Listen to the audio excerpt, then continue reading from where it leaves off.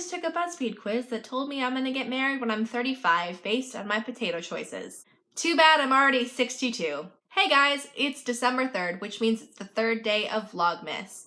I have tried to record this about 20 times. Hopefully, this is the last time. I keep running out of storage on my camera, so let's do this, people! If you can't read, which I mean would make sense because you're watching a YouTube video and you don't want to read a book because you can't read and you don't want to be looked down upon, so you're like, oh yeah, I just like watching YouTube videos, it's not like I can't read or anything, hahaha. The title of this video is The Time I Almost Died, because I almost died once. About a year ago, I started dating guys again. Yes, it's true. I'm dating a different guy than I was a year ago, but that's besides the point. But back in January, I started on birth control for the first time ever. And I decided to take the easiest route, which was just getting a prescription for birth control pills and taking them once a day. Which was easy, straightforward, and totally not dangerous, right?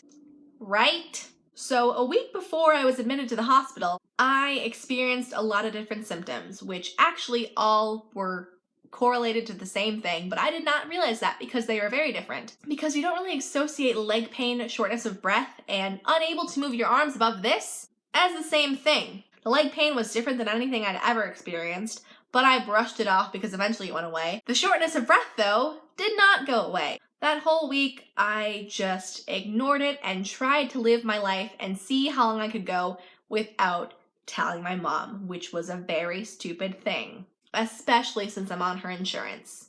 Honestly. The day before I went to the hospital, I was hanging out with my boyfriend overnight because scandalous, right? No, I'm an adult person, okay? Shut up. That whole day I basically was hanging out with him. We were watching Rick and Morty and I was breathing weird. It was obvious that I was breathing weird. He could tell, I could tell, but I brushed it off and he kept asking me, hey, are you okay? Are you sure you're okay? Are you really sure you're fine? And I'm like, yeah, no, I'm fine. I promise I'm okay. No, really, I'm fine. I wasn't fine. Later that night, when he dropped me off at my house, as soon as I tried to lay down in my bed, I immediately started sobbing from so much pain, an immense amount of pain. It was the worst type of pain I have ever felt. Every single breath I took was like another knife jabbed into my lungs and into my back. And I didn't know what was happening. I texted a friend of mine who dropped me off at the hospital. I texted my best friend who was not in Madison at the time, so she couldn't be with me. And I texted my boyfriend who had just dropped me off and was already asleep. When I initially went to the emergency room, they took my blood pressure and they checked my heartbeat and my temperature, which were all not normal for a 21-year-old female. When I finally was admitted, they took my blood work and they decided to do a CT scan because something was amiss. They got the blood work back before I went in for my CT scan and they said, hey, your red blood cells look a lot like someone who has a blood clot.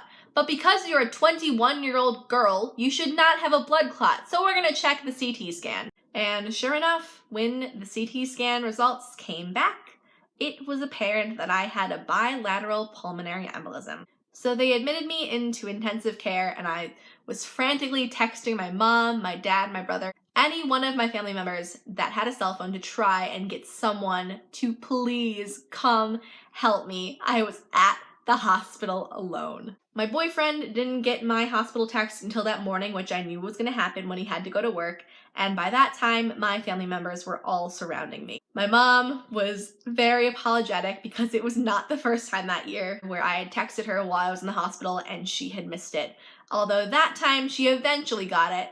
This time, she did not get it until I was already there overnight. That first day in the hospital, my mom basically just hung out with me all day. My best friend came to visit me, and my boyfriend, after he got done with work, came to visit me, and he brought me flowers. They had me on a lot of medication, so most of the time that I spent with my friends and family was me at like a baseline level of just being done with everyone's shit and also just being under a lot of sedation, so I was not screaming my head off every time that I was trying to talk to someone. But every time that I tried to talk to them, it was very slow and in very short sentences. And like, let me give you an example.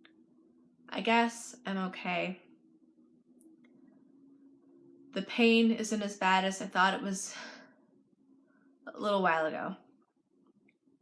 But I'm better now. none of them saw me in a lot of pain. Most of my pain started at night, and the doctors gave me lots of medicine for that, so they didn't see that. Until I was admitted into the normal ward, and my aunt saw me one day, and that was when I had another episode where I couldn't breathe and I was in lots of pain, and I was clutching the sides of the chair and trying so desperately hard to keep a good face on.